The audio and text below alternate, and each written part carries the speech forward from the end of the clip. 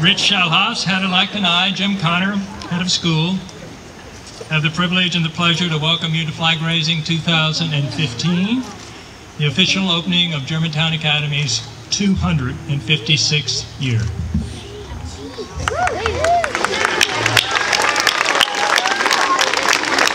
Good morning. Today's ceremony is the continuation of a ritual that grounds us in the beauty of this quadrangle, the very heart of our campus. Reminds us of how fortunate we are to have all three divisions on the same campus, and of the value of each student and every faculty member and staff member who add to our school community. It provides us an opportunity for us to welcome our new friends and colleagues, those students, faculty, and staff members just starting their time at Germantown Academy. Please join me in welcoming all of these new folks warmly to our school community.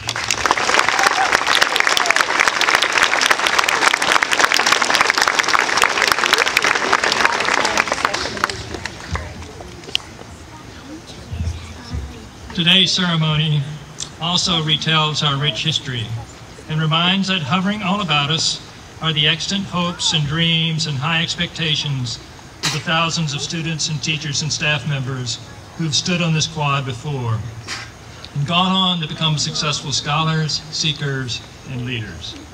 Their lingering presence reassures that the path forward is well-trodden and visibly marked, and leads toward and through the challenges and opportunities of this school year, the memories of which will remain a part of us through all the years to come. Kendall Mattern, upper school teacher of history, and Patrick David, upper school teacher of modern language, will begin our readings. Behind you, the belfry is a visual reminder of the original campus, which stood and still remains today on Schoolhouse Lane in Germantown. It was this belfry which welcomed the earliest students to class, students whose native language was English or German, and thus were instructed by either the highly traditional English headmaster James Dove or the highly progressive German headmaster Hilarius Becker. Their differing philosophies clashed in those early years and created a dynamic tension between traditionalism and progressivism that continues to define and energize our culture to this day.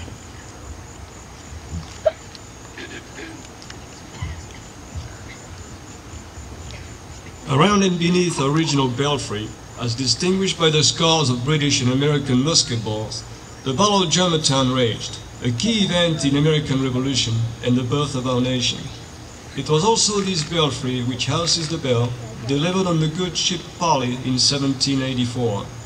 This bell will now toll 14 times, one for each grade, to announce to our community the official start of the school year.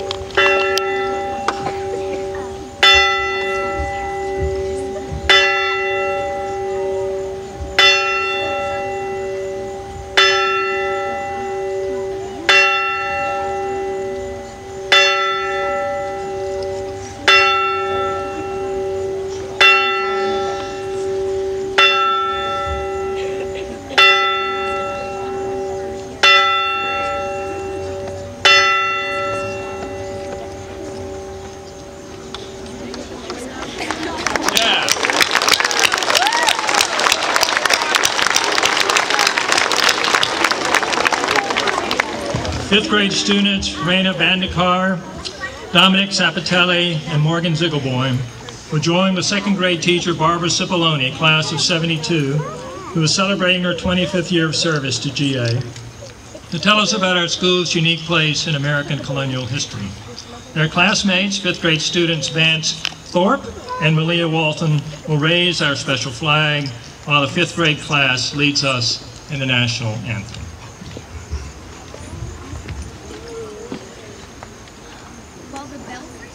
As a target for British troops, the school itself served their army as a hospital for wounded and sick soldiers. Several years later, during the early years of the American Republic, the school grounds again served as a refuge, offering a meeting place for President Washington's cabinet while the disease yellow fever gripped central Philadelphia. about this time, the school began flying the red, white, and blue flag of our new nation, which held 13 stars and 13 stripes.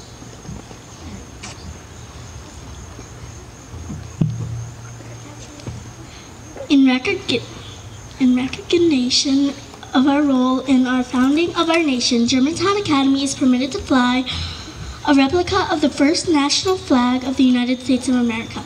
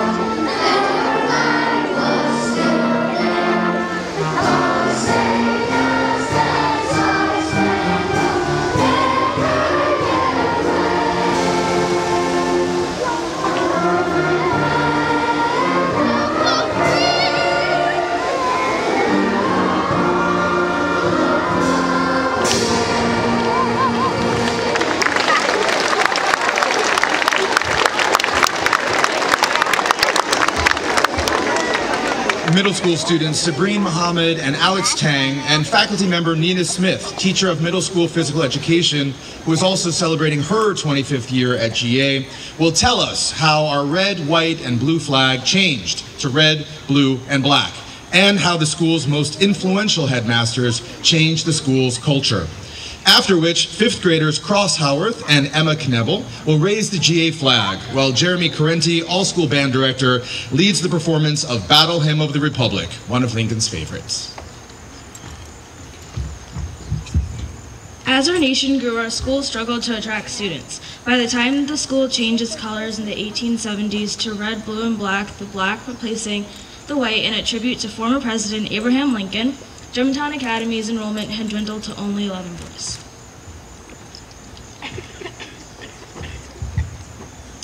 But vigorous leadership under headmasters Kershaw and Osborne revitalized the school. Enrollment rose, new buildings were added, and the curriculum changed to emphasize excellence in character and high academic achievement. Germantown Academy had evolved into a college preparatory school.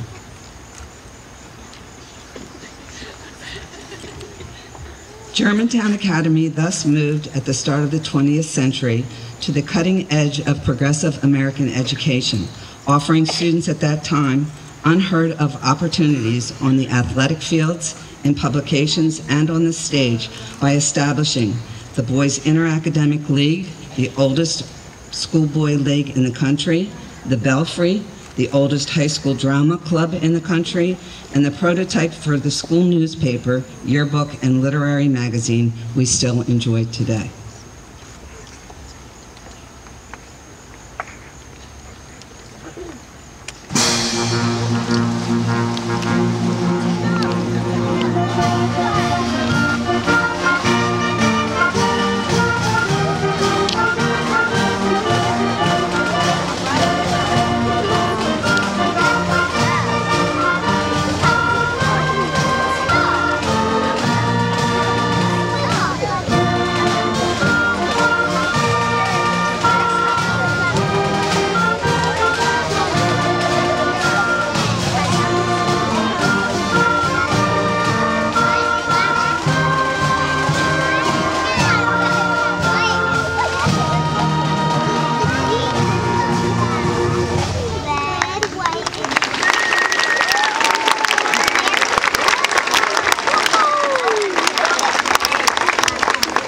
The move to Fort Washington 54 years ago provided the backdrop for 3 dramatic changes. In setting, the move from all boys to co-education, and an embracing of identity as America's oldest non-sectarian school, welcoming students and teachers of all backgrounds. Faculty member Marcia Wexler, class of 1760, and teacher of mathematics in the upper school, will tell this story, along with Dinus Roman, upper school visual arts teacher, and Wendy Bender, lower school library assistant, all of whom are celebrating their 25th anniversary.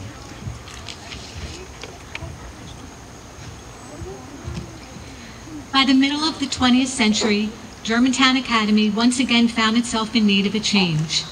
Change arrived when clear thinking and quick action on the part of Headmaster Donald Miller and Board President Donald Beard enabled the school to seize the opportunity to move from Germantown to Fort Washington.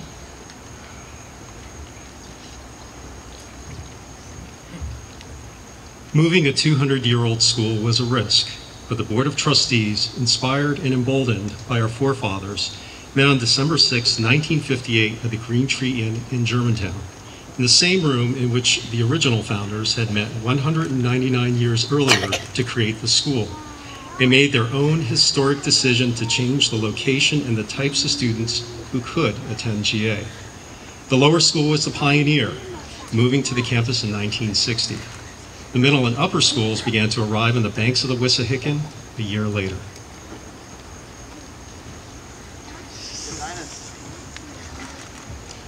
And finally, after several false starts in the 19th century to enroll girls, including one attempt by famous educator Bronson Alcott, father of Louisa May, who authored the novel Little Women, Germantown Academy had become co-educational, the first school in the Inter-Academic League to do so.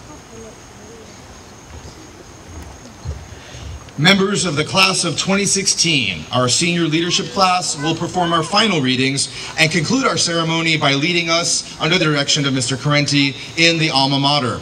Our readers are McNeil Patriot Scholars Greg Callahan, Betsy Prezioso, Sidney Kaplan, and Ethan Edwards, along with SGA President Matt Lamb.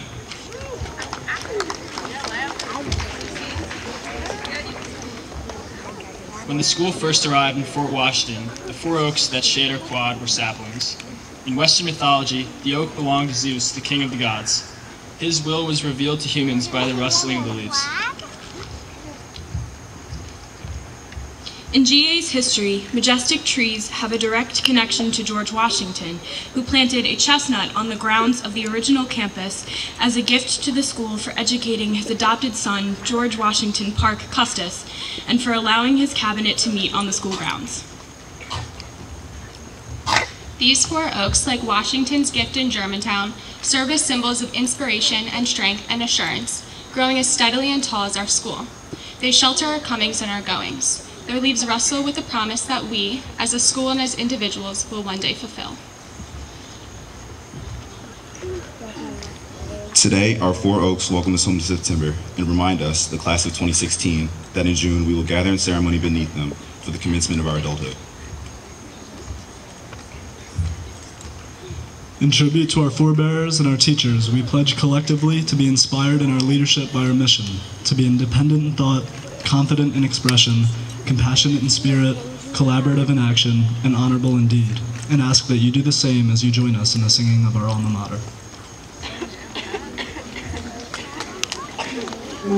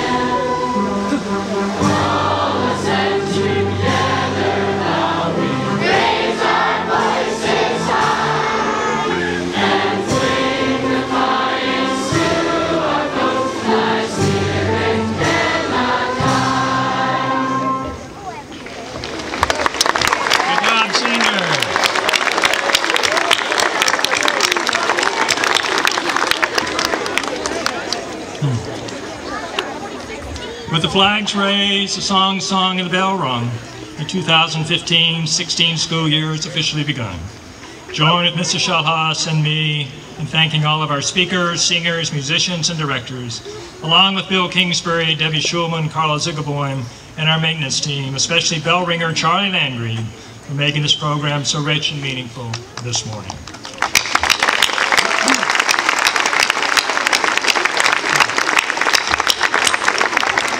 Let us now allow our youngest patriots, the pre-K, K, and first grade, to leave. And may I all wish you the best school year ever. This concludes our ceremony.